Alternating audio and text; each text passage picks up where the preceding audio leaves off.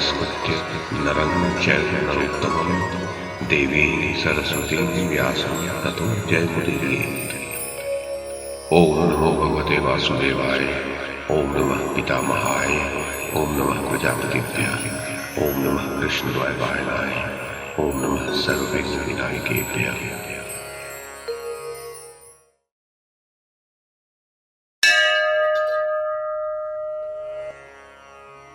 संजय ने कहा, महाराज धृतराष्ट्र, अपनी भयंकरता प्रकट करते हुए भीमसेन कौरव सेना के अग्रभाग को कुचलने लगे। उनके पीछे पीछे दूसरे पांचाल और सोमक वीर भी बढ़ने लगे। तब उनके सामने दुःशल, चित्रसेन, कुंडभेदी, विविंशति, दुर्मुख, दुसह, विकर्ण, शल, विंद, अनुविंद, सुमुख, दीर्घबाहु, सुदर्शन, वृंदारक, सुहस्त, सुषेण, दीर्घलोचन, अभय, रौद्रकर्मा, सुवर्मा और दुर्विमोचन आदि आपके पुत्र अनेक सैनिकों और पदातियों को लेकर आए और उन्हें चारों ओर से घेरने लगे। किंतु भीमसेन बड़ी शीघ्रता से उन्हें पीछे छोड़कर द्रोण की सेना पर टूट पड़े तथा उसके आगे जो गज सेना थी उस पर बाणों की झड़ी लगा दी। पवन कुमार भीम ने बात की बात में उस सारी सेना को नष्ट कर डाला। जिस प्रकार वन में शरभ के गर्जने पर मृग घबराकर भागने लगते हैं, उसी प्रकार वे सब गज भयंकर चिघाड़ करते हुए इधर उधर भागने लगे। उसके पश्चात भीम ने पुनः द्रोण की सेना पर पूरे बल के साथ धावा किया। आचार्य ने उन्हें आगे बढ़ने से रोका तथा मुस्कुराते हुए एक बाण द्वारा उनके ललाट पर चोट की। उसके पश्चात वे बोले, महाबली भीमसेन, तुम समर भूमि में आज मुझ शत्रु को पराजित किए बिना इस शत्रु सेना में प्रवेश नहीं कर सकोगे। तुम्हारे छोटे भाई अर्जुन मेरी अनुमति से इस सेना के भीतर घुस गए हैं। यदि इच्छा हो तो उसी भांति तुम भी जा सकते हो, अन्यथा मेरे इस सैन्य व्यूह में प्रवेश नहीं करने पाओगे। महाराज, गुरु की यह बात सुनकर भीमसेन के नेत्र क्रोध से लाल हो गए और उन्होंने निर्भय होकर कहा, ब्रह्मबंधो, अर्जुन तुम्हारी अनुमति से इस समरांगण में प्रविष्ट नहीं हुए हैं। वे तो दुर्जय हैं, देवराज इंद्र की सेना में भी घुस सकते हैं। उन्होंने तुम्हारी बड़ी पूजा करके निश्चय ही तुम्हें सम्मान दिया है। परंतु द्रोण, मैं दयालु अर्जुन नहीं हूँ, मैं तो तुम्हारा शत्रु भीमसेन हूँ। तुम हमारे पिता, गुरु और बंधु हो और हम तुम्हारे पुत्र के तुल्य हैं। हम सब लोग यही मानते हैं और सदा तुम्हारे सामने प्रणत भाव से खड़े होते हैं। परंतु आज तुम्हारे मुंह से जो बात निकल रही है, उससे हम लोगों पर तुम्हारा विपरीत भाव लक्षित होता है। यदि तुम अपने आप को शत्रु मानते हो तो ऐसा ही सही। ये मैं भीमसेन तुम्हारे शत्रु के अनुरूप कर्म कर रहा हूँ। नरेश्वर, ऐसा कहकर भीमसेन ने अपनी कालदंड के समान भयंकर गदा उठाई और उसे घुमाकर द्रोणाचार्य पर फेंका। द्रोण तुरंत ही अपने रथ से कूद पड़े और उस गदा ने अश्व, सारथी और ध्वजा सहित उस रथ को चूर चूर कर डाला तथा और भी कई वीरों को मृत्यु के घाट उतार दिया। तब आचार्य दूसरे रथ पर चढ़कर व्यूह के द्वार पर आ गए और युद्ध के लिए पुनः प्रस्तुत हो गए। महापराक्रमी भीमसेन क्रोध में भरकर अपने सामने खड़ी हुई रथ सेना पर बाणों की वर्षा करने लगे। उस सेना में जो आपके महारथी पुत्र थे, वे भीमसेन के बाणों से नष्ट होते हुए भी उन पर विजय प्राप्त करने की लालसा से युद्ध करते रहे। तब दुशासन ने क्रोध में भरकर भीमसेन को मार देने के विचार से उन पर एक अत्यंत तीक्ष्ण लोहमयी रथ शक्ति फेंकी। किंतु भीमसेन ने बीच में ही उस महाशक्ति के 2 टुकड़े कर दिए। फिर उन्होंने 3 तीखे बाणों से कुंडभेदी, सुषेण और दीर्घलोचन, इन 3 भाइयों को मार डाला। आपके वीर पुत्र इस पर भी लड़ते ही रहे। इतने में ही उन्होंने महाबली वृंदारक तथा अभय, रौद्रकर्मा और दुर्विमोचन को भी मार डाला। तब आपके पुत्रों ने उन्हें चारों ओर से घेर लिया और उन पर बाणों की झड़ी लगा दी। भीमसेन ने हंसते हंसते आपके पुत्र विंद, अनुविंद और सुवर्मा को यमराज के घर भेज दिया। फिर उन्होंने आपके शूरवीर पुत्र सुदर्शन को आहत कर दिया। वह पृथ्वी पर गिर पड़ा और मर गया। इस प्रकार भीमसेन ने सब ओर देख देख कर थोड़ी ही देर में अपने तीक्ष्ण बाणों से उस रथ सेना को नष्ट कर डाला। फिर तो सिंह की दहाड़ सुनकर जैसे मृग भागने लगते हैं, उसी प्रकार उनके रथ की घरघराहट सुनकर आपके पुत्र सब ओर भागने लगे। भीमसेन ने आपके पुत्रों की भागती हुई सेना का भी पीछा किया और वे सब ओर कौरवों का संहार करने लगे। इस प्रकार बहुत मार पड़ने पर वे भीमसेन को छोड़कर अपने अश्वों को दौड़ाते हुए रणभूमि से भाग गए।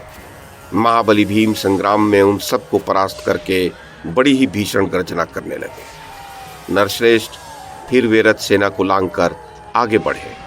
ये देखकर द्रोणाचार्य ने उन्हें रोकने के लिए बाणों की वर्षा आरंभ कर दी तथा आपके पुत्रों की प्रेरणा से कई राजाओं ने उन्हें चारों ओर से घेर लिया। तब भीमसेन ने सिंह के समान पुनः गर्जना करते हुए एक भयंकर गदा उठाकर बड़े वेग से उन पर फेंकी। उसने आपके कई सैनिकों को मार दिया। भीमसेन ने गदा से ही आपके अन्य सैनिकों पर भी प्रहार किया। इससे वे भयभीत होकर इस प्रकार भागने लगे जैसे सिंह की गंध पाकर मृग भाग जाते हैं। महाराज, जब महारथी भीमसेन इस प्रकार कौरवों का संहार करने लगे तो द्रोणाचार्य उनके सामने गए। उन्होंने अपने बाणों की बौछार से भीमसेन को आगे बढ़ने से रोक दिया। तब उन दोनों वीरों का बड़ा घोर युद्ध होने लगा।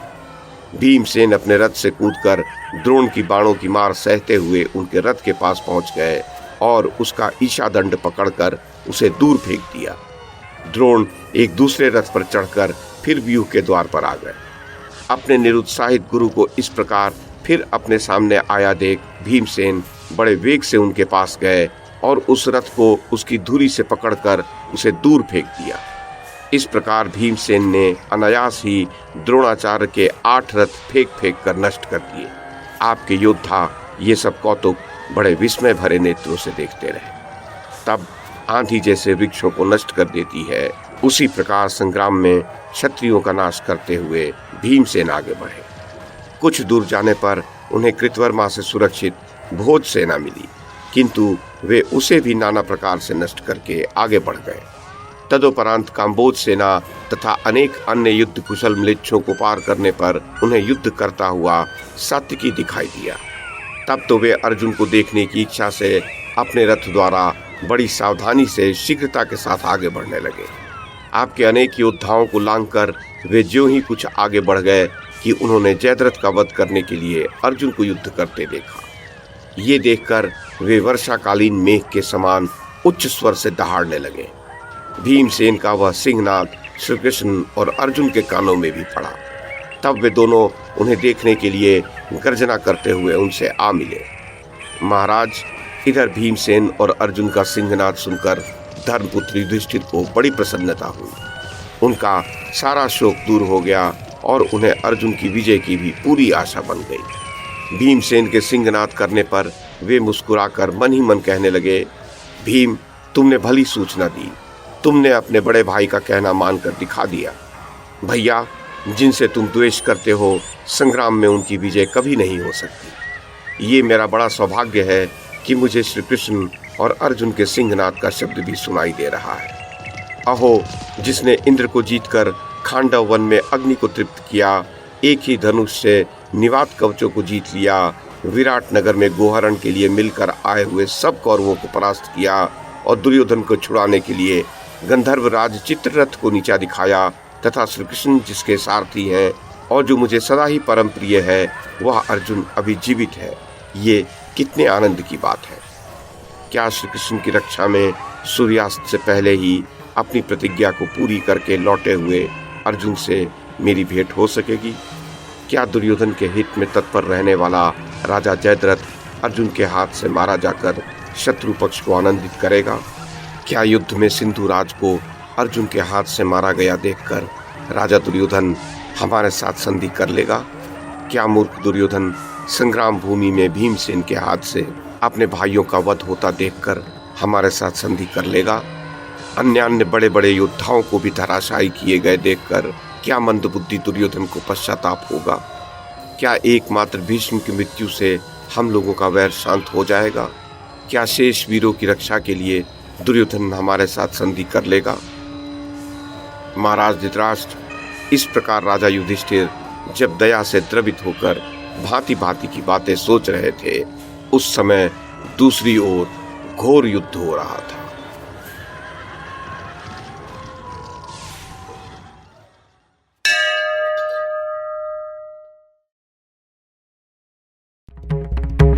YouTube के माध्यम से महाभारत की कथा को एक श्रृंखला के रूप में प्रस्तुत करने का हमारा ये प्रयास यदि आपको सराहनीय लगा हो तो कृपया इस कड़ी को लाइक और शेयर करें, चैनल को सब्सक्राइब करें और बेल आइकन को दबाएं। साथ में अन्य लोगों को भी देखने के लिए प्रेरित करें। धन्यवाद और नमस्कार।